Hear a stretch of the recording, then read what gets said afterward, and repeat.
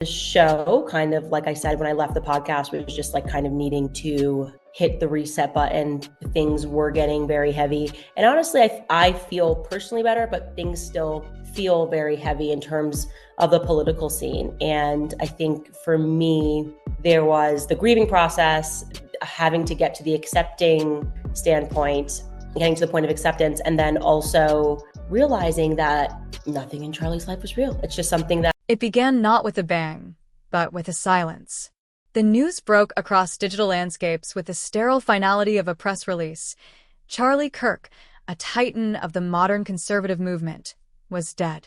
The official statement spoke of a sudden, tragic medical event. They requested privacy for the grieving family. They promised a smooth transition for his organization, Turning Point USA. The public face of the movement was one of unified, dignified sorrow. Tributes poured in from political allies, media figures, and thousands of heartbroken followers.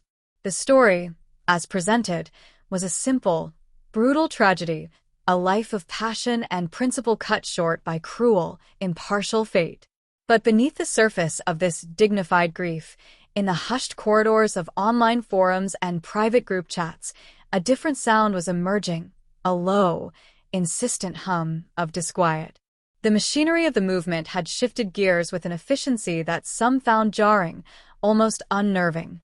The tributes, for all their volume, felt scripted, the mourning orchestrated. And in the center of this growing storm of unease stood one woman, initially silent, then increasingly vocal, whose questions would soon rip the facade of unity wide open. Candace Owens. This is not merely the story of a death. It is the story of the investigation that bloomed in its shadow, an investigation conducted not in courtrooms with official seals, but on podcasts and social media platforms, fueled by equal parts grief, suspicion, and a relentless pursuit of a truth that remains, tantalizingly, just out of reach. It is a story that pits the raw desire for answers against the cold finality of official proceedings and the bonds of friendship against the protocols of power. It asks a disturbing, perennial question: when does a quest for justice become a dangerous obsession? And what happens when the search for answers begins to tear apart the very community it seeks to defend? In the immediate aftermath of the announcement, the conservative media ecosystem observed a moment of stunned silence, quickly filled with a flood of eulogies. Flags flew at half-mast on studio sets. Podcast hosts who had built their brands on bombast and confrontation spoke in husbanded, reverent tones. The narrative was clear and unanimously echoed. A great voice had been silenced. A warrior had fallen. Yet, for those watching closely, the cracks in this monolithic front of grief were already visible. The family statement was notably brief and devoid of the specific, personal details that often characterize such heartbreaking announcements, a fact that was initially attributed to the raw, paralyzing shock of their loss. More telling, however, was the response from within the infrastructure of Turning Point USA. The transition of power was not just seamless, it was instantaneous. It was as if a pre-written script, a contingency plan for the unthinkable, had been activated the moment the news was confirmed. There were no public power struggles, no visible uncertainty or jockeying for position. The ship, having lost its captain, did not so much as list in the water. It charged forward on a perfectly steady, predetermined course, a phenomenon that left some observers feeling unsettled. Amid this controlled and orderly public response, the silence from Candace Owens was, for many, deafening. Known for her incendiary and immediate commentary on every major political and cultural event, her social media feeds, usually a torrent of opinion, analysis, and provocative memes, went completely dark. Her popular podcast, The Candace Owens Show, a staple for millions, simply stopped updating without a word of explanation. For a figure whose entire brand was built on unflinching, real-time commentary, this profound absence was more powerful and unsettling than any words could have been. Supporters flooded her comments with concerns and prayers. A digital vigil for a missing general began to take shape across platforms, with followers expressing growing worry not just for Kirk, but for Owens herself. Was she simply too grief-stricken, too devastated by the loss of a close friend and ally to speak? Or was she, as some began to whisper in the darker corners of the internet, gathering information, connecting dots, and building a case away from the blinding glare of the public eye? Her silence became a vast, blank canvas onto which every fear, every theory, and every nascent suspicion could be projected. This tense silence was finally broken not with a clarion call or a straightforward statement, but with a riddle that would send shockwaves through the entire political landscape. 3 weeks after Kirk's death, a single, cryptic tweet appeared on Owens' verified account. Some truths are too heavy to bear alone. Some silences are too loud to ignore. The world is not as it seems. The bees know. The dream is the key. Back soon. The internet, particularly the ecosystem of conservative media and its observers, exploded in a frenzy of speculation and analysis. The post functioned as a Rorschach test for a movement already in crisis. To her detractors on the left and in the mainstream press, it was confirmation of a swift descent into unhinged, QAnon-adjacent conspiracy theorizing. To her growing legion of skeptical followers within her own movement, it was a sign of disrespect and distraction. But to her core supporters, it was a beacon, a deliberately coded message meant for those with the wisdom, the intuition, or the inside knowledge to understand. The phrases "the bees know" and "the dream is the key" went viral within hours, spawning a cottage industry of amateur decoders, online sleuths, and video analysts who scoured past interviews and statements for clues. What could it possibly mean? The bees were quickly linked by these digital detectives to an obscure, years-old interview where Kirk had joked about a hive mind of detractors who would eventually swarm him. Others, digging deeper, pointed to a little-known philanthropic project he had once mentioned in passing involving honeybee conservation. The dream was more nebulous and psychologically charged. Some recalled Owens herself mentioning a particularly vivid and unsettling dream in a podcast months prior, a dream she had said felt prophetic and whose details she had refused to share, citing its personal nature. The mainstream media pounced on this development with predictable vigor. Primetime news segments framed it as a dangerous and irresponsible flirtation with the paranoid style of politics, explicitly comparing its cryptic nature to the infamous drops of other conspiracy movements. A panelist on a major cable network called it grotesque exploitation, leveraging public grief to fuel a personal conspiracy cult and grift. But within the conservative commentariat itself, the reaction was starkly, publicly divided, revealing the first major fissure in what had been a united front. Some prominent, establishment-aligned voices urged caution, patience, and respect for the grieving family.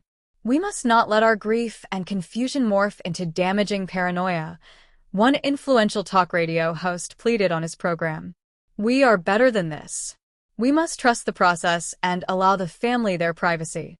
Yet on other, more populist and anti-establishment platforms, a decidedly different and more aggressive tone was being set. "Why are they so afraid of what she might say?" asked a popular online commentator with a large following. "The system, the media, even some in our own movement, they're not just mocking her, they're actively trying to discredit and silence her before she even speaks. That defensive posture tells you everything you need to know." The movement was cleaving in two, and Candace Owens had not yet even spoken a full, coherent sentence about the matter. When she finally returned to her podcast, the setting was starkly, intentionally different, designed to communicate a shift from entertainment to solemn investigation. Gone was the bright, conversational studio with its warm lighting and casual decor. She now sat in a dimly lit room, a single key light illuminating her face from the front, casting deep, dramatic shadows across her features. The episode was titled, with ominous simplicity, "Unanswered." She began not with a greeting, but with a declaration. "For the last 25 days, she started, her voice low, measured, and devoid of its usual performative energy, "I have not been mourning. I have been investigating. Because what we have been told about the death of my friend, Charlie Kirk, does not add up. What we have been shown does not match what I know to be true." For over an hour, without interruption, she meticulously laid out the foundation of her case.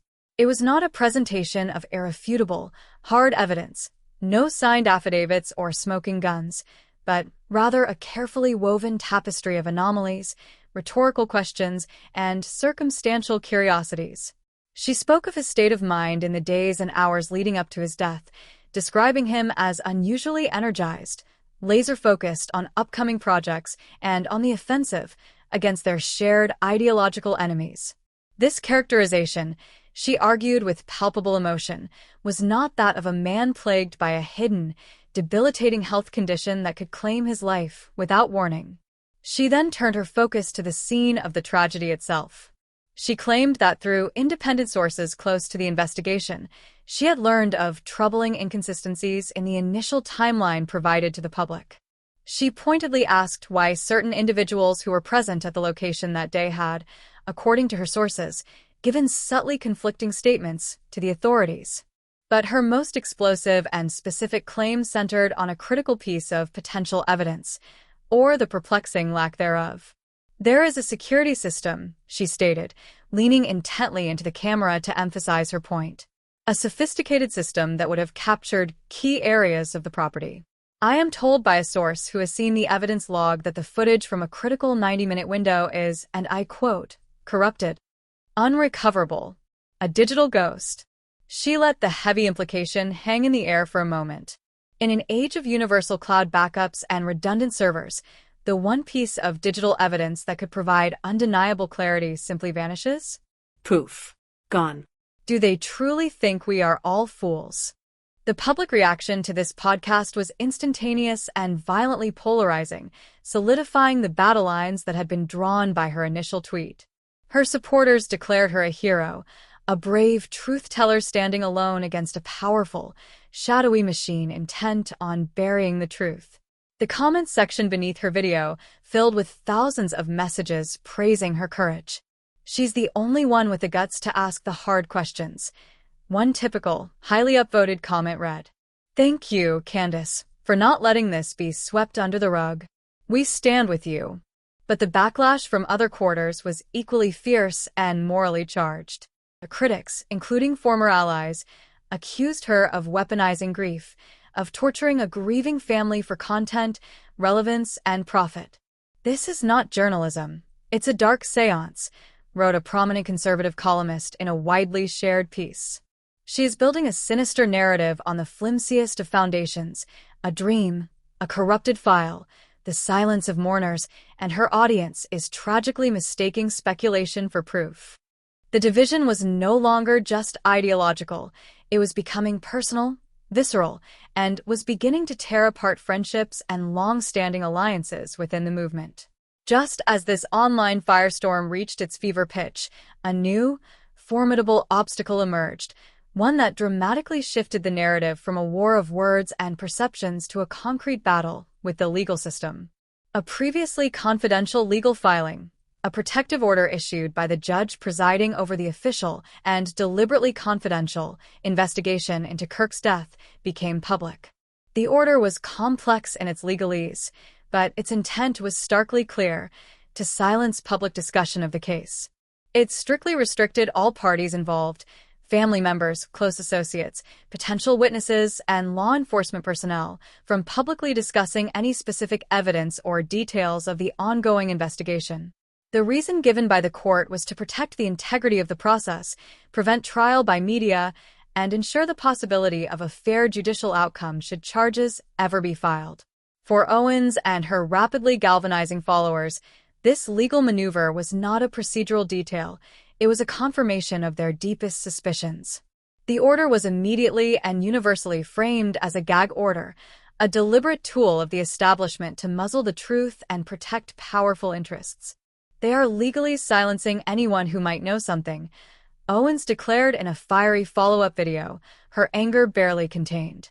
"They're building a wall of paperwork, legal threats, and judicial intimidation to keep us, the public, from ever finding out what really happened to Charlie." This development created an infuriating and perfect catch, 22, for her investigation. She could loudly allege a massive cover-up, but the very mechanism she decried, the legal seal, effectively prevented her from obtaining the official proof needed to substantiate it. This legal barrier became the central, unassailable pillar of her argument. Every time a critic or journalist demanded to see her evidence, she could point to the gag order. Every time she was asked why no first-hand witnesses had come forward to corroborate her claims, she could cite the very real threat of legal retaliation and contempt of court. It was a perfect and perfectly frustrating feedback loop of accusation and inaccessibility. The lack of evidence in this carefully constructed narrative became the strongest evidence of all. Undeterred by the legal walls closing in, Owens and her digital army of followers began to amplify the whispers, transforming them into a chorus of defiant suspicion. The cryptic concepts from her first tweet, the bees and the dream, evolved into central tenets of the investigation. Online forums dedicated to the case were filled with elaborate interpretations. Perhaps the bees were a metaphor for a specific group of people, a network of embedded detractors, or a secret society. Perhaps it was a literal reference to a place, an event, or a gift that held a clue. The dream was analyzed with the intensity of biblical prophecy, with users combing through every past mention of dreams in either Kirk's or Owens' public histories, searching for a hidden key that would unlock the mystery. Then, a new and tantalizing piece of the puzzle was introduced, allegedly from a source within the law enforcement investigation. Rumors began to swirl of an SD card, a small, portable storage device that was unaccounted for in the official evidence log.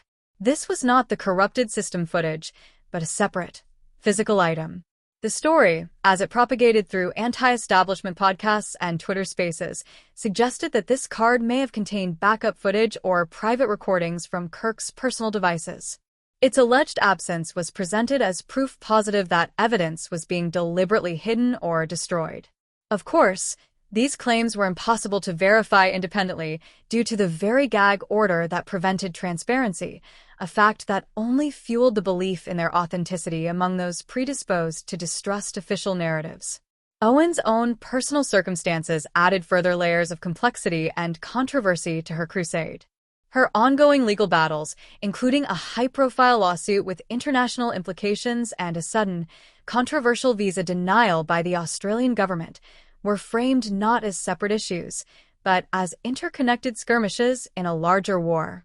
To her supporters, these were clear acts of retaliation by a globalist system she and Kirk had dared to challenge. They were proof that she was getting too close to a truth that powerful people wanted buried. The timing of these legal troubles, coming on the heels of her investigation, was seen as far too convenient to be coincidental. Her critics, however, saw a different pattern, that of a controversial figure facing the natural consequences of her own provocations, now using a personal tragedy to deflect from her mounting legal and professional problems. The conservative movement now found itself in a state of civil war, a cold war of narratives fought on screens and in subscribers. Media personalities, publications, and influencers were forced to pick a side.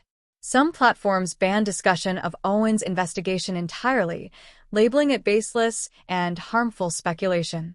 Others embraced it fully, dedicating hours of airtime to dissecting every new rumor and allegation. The debate was no longer about a single death, it was about the soul of the movement itself. Was it one of unwavering trust in institutions, process, and decorum? Or was it one of radical skepticism, anti-establishment rebellion, and the pursuit of truth at any cost, even at the cost of unity? Comment sections on political websites became battlegrounds. "She's a brave patriot speaking truth to power," clashed directly with "she's a reckless grifter destroying a man's legacy and torturing his family." There was no middle ground, no room for nuanced doubt. The community was split into two armed, hostile camps, each convinced of its own righteousness and the other's folly. Throughout this maelstrom, the original, official investigation continued its work behind a veil of silence. Law enforcement issued no further statements. The family remained in seclusion, their grief now compounded by a relentless, public inquisition into their loved one's death. The stark contrast between the quiet, methodical pace of the official process and the loud, chaotic, and public spectacle of Owens' investigation could not have been more pronounced. It was a clash of two realities, two methods of seeking answers, and two very different ideas of justice. So, where does this leave us? The story of Charlie Kirk's death has become a Russian nesting doll of tragedy, suspicion, and ideological conflict. The initial, straightforward narrative of a medical tragedy has been completely subsumed by a sprawling, complex, and emotionally charged meta-narrative about power, trust, and the very nature of truth in the digital age. The key questions remain, pulsating at the heart of this unfolding drama, more urgent than ever. What is the real story behind the death of a movement leader? Why are the official channels so shrouded in secrecy? What, if anything, is being concealed from the public, and who is responsible for the concealment? Is Candace Owens a courageous investigative journalist shining a light into dark corners, or a master propagandist weaving a destructive myth from the threads of grief and coincidence? The evidence is locked away, the witnesses are silenced by court order, and the digital town square is a cacophony of competing certainties. The only thing that is undeniably clear is that this story is far from over. The quest for answers has unleashed forces that will not be easily contained. The battle for the narrative continues to rage, and with each passing day, the demand for truth grows only louder, more impatient, and more divisive. The silence has been broken, but it has been replaced not with clarity, but with an echo chamber of questions and the haunting, unquiet feeling that we still do not know what really happened. This investigation is ongoing. The lines of inquiry are still active. New information can surface at any moment, challenging everything we think we know. The conversation is evolving in real time. What are your thoughts on the unfolding investigation? Who do you believe? What piece of evidence, if revealed, would change the entire narrative? Share your perspective in the comments below. Subscribe and turn on notifications to ensure you don't miss the next crucial update in this developing story. The search for truth is a journey, not a destination, and the next revelation could be just around the corner. What will it be? And what will it reveal about the world we live in? Stay tuned. This story is far from over.